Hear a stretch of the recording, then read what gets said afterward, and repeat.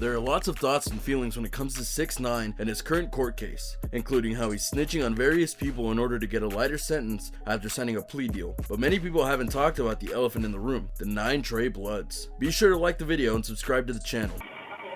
I'm alright, I'm in good spirits, physically, mentally, you know what I mean? I'm strong, can't break, I don't bend, I don't fold.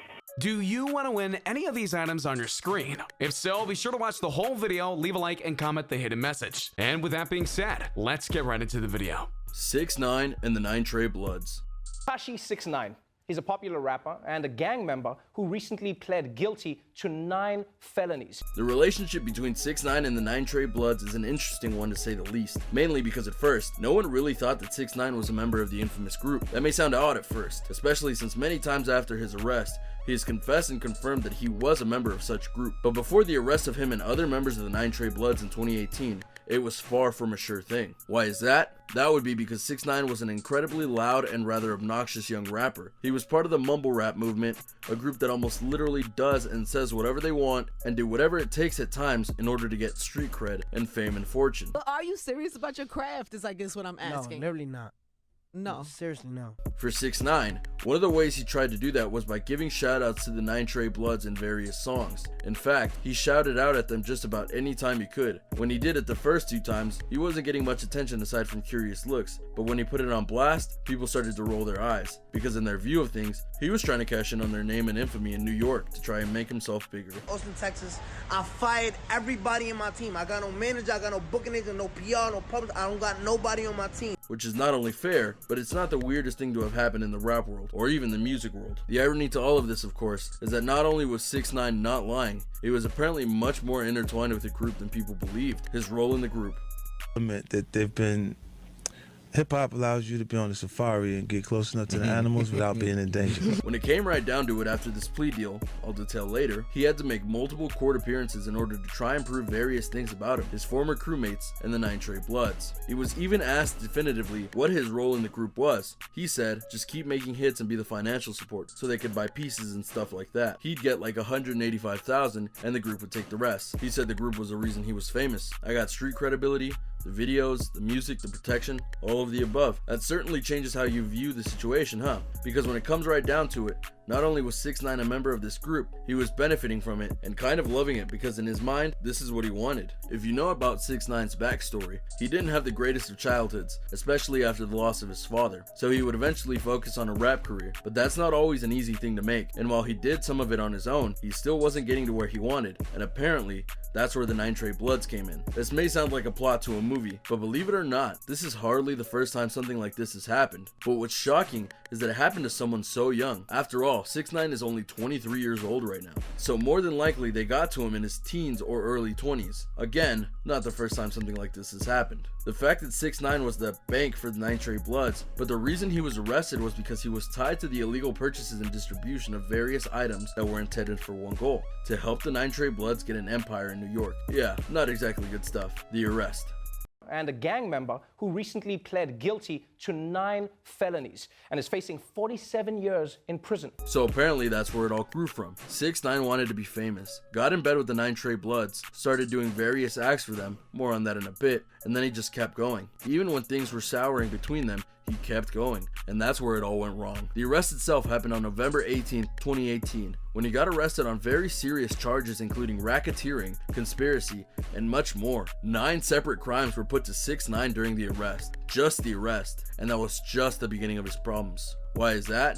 Well, they didn't just get him. His former associates Kifano Shotty Jordan, Jamel Mel Murda Jones, Genzel Ish Butler, Fuguan Fu Bangalovic, and Fahim Crippy Walters were also part of the group. Through them and others, the 9 Trey Bloods were running numerous operations in many of the boroughs of New York, and they were committing numerous crimes to ensure their territory and dominance. During all these acts, they were making some serious cash, including part of it via 6ix9ine as mentioned before, which literally means that they were making money off illegal activities. And if you listen to 6ix9ine's music, I'd call that an illegal activity of its own. I'm just saying. In legal terms, racketeering is defined as the illegal running of a business in order to make money, which is exactly what 6ix9ine and his former crew were doing. Eventually, these activities got the attention of the FBI, who took what this group and the group they worked for very seriously. Because of this, they decided to come down hard on this group by making a massive case against them, including having lots of evidence and other things. So that way, when they arrested the groups, the charges would stick. And as you no doubt have guessed, they did. This is important for a very simple reason. 6ix9ine has a very checkered past in terms of his law record, and yet, despite numerous arrests and surefire convictions, he always got off on them. Thus why the FBI worked so hard to make the case against him and the others in the group that were taken down. 6ix9ine was also charged with carrying a firearm for the use in maintaining his illegal business. This was one of the conspiracy charges, for he was charged with the use of the item to scare off his competitors so that his business wouldn't be messed with, which is a crime in and of itself. This arrest was a big deal, and the indictment spelled out exactly what the group had done for all to see. The purpose of the enterprise included preserving and protecting the power, territory, and profits of the enterprise through acts involving taking out a rival and threats of violence. Among other things, 6ix9ine was also charged with aiding and abetting a robbery for the 9 Trey Bloods. Part of his proof was how involved in the group he was, and even after all this, what could possibly be worse than getting arrested? That would be when it came time to count up all the points he had been earning in regards to the numerous crimes he had committed. The number he got was 47 years, minimum. Yeah, that's a lot, but it gets better, or worse. You see, 2 of the charges had guaranteed life sentences if he got convicted of them, which was very likely given the case the FBI had before making the official arrest. 6ix9ine was arrested in November and then spent time in jail without bail or chance of release while the court date was pending. Then, in January, the FBI and prosecution came in and offered him a deal. Mainly, they offered him a plea deal, one that would guarantee that he would get off on the life sentence charges and would either get a much lesser sentence, meaning he wouldn't serve close to 47 years minimum, or potentially get off entirely, depending on his cooperation, of course. What did he have to do in order to get this sweet deal? Simple. He had to rat out the crew that he was arrested with and give testimony and evidence about the 9 Trey Bloods. He took that deal and ran with it, the snitching.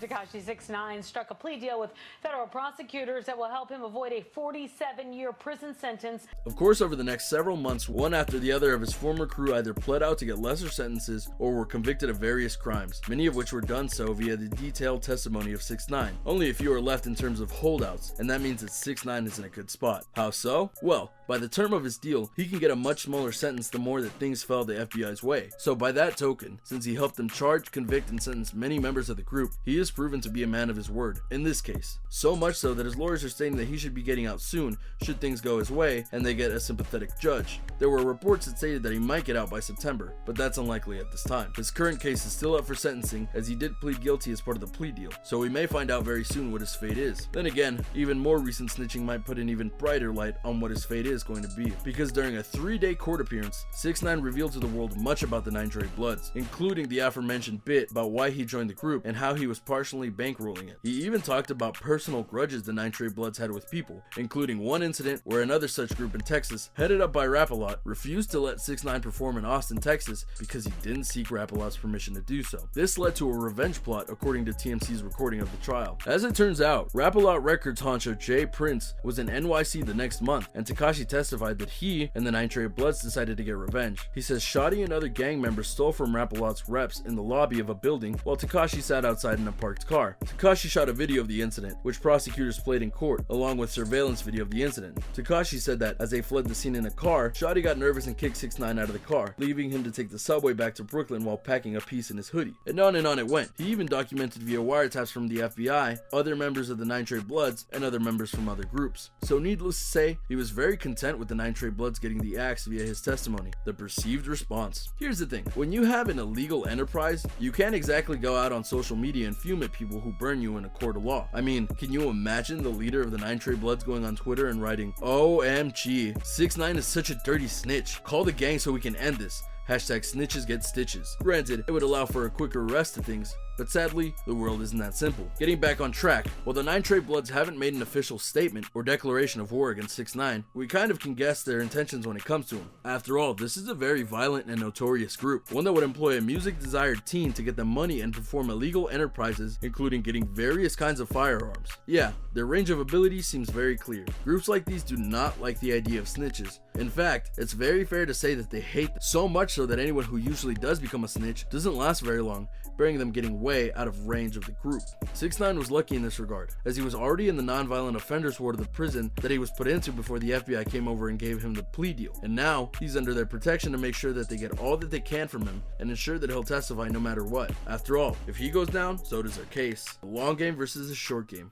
We know that the 6ix9ine case is going to be going on at least a little longer, and that the 9 Trey Bloods will have to respond at some point, but when and how? Well, that's the problem. In the short term, they may not be able to. The FBI is really trying to keep 6ix9ine safe while he is still in prison serving his time. Again, if he goes away, so does the case against the crew and the 9 Trey Bloods. That being said, if 6ix9ine was to get out of jail because of his good work on the case, then things start to open up. Not trying to be grim here, just speaking the truth. Because of the nature of the investigation and such, it's very unlikely that the 9 Trey Bloods will all be detained, captured, arrested, whatever you want to call it, in the next few months. And there are those who believe that 6ix9ine will be released within that amount of time. So should he get released from prison soon, they could technically get their revenge. Or, if he's sentenced to more time in jail, which can still happen as he hasn't been sentenced yet, they can bide their time, let the heat die down a little, and make 6ix9ine feel safe. And when he gets out, they get back at him. It's honestly really hard to tell what will happen at this point, especially since 6ix9ine also has one more ace up his sleeve in the form of witness protection. Under the plea deal agreement that he signed, 6ix9ine is now able to go and be a part of witness protection if he thinks he is in danger from the 9 Trey Bloods, which at this moment, and until all the 9 Trey Bloods are arrested, is a very likely scenario.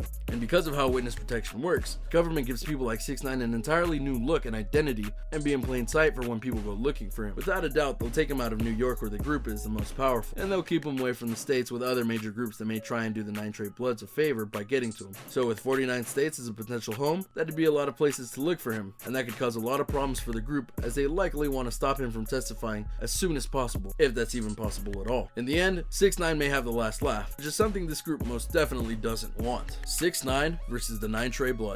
He threw shade at Jim, confirmed in his mind that Jim was affiliated. Where does that leave us after all that? We have a rapper who is in jail and might get out soon or might not. We have a group that wants him gone and likely won't get to him for at least a little while. We have the government who wants to take down the 9 Trey Bloods and needs 6ix9ine to do it.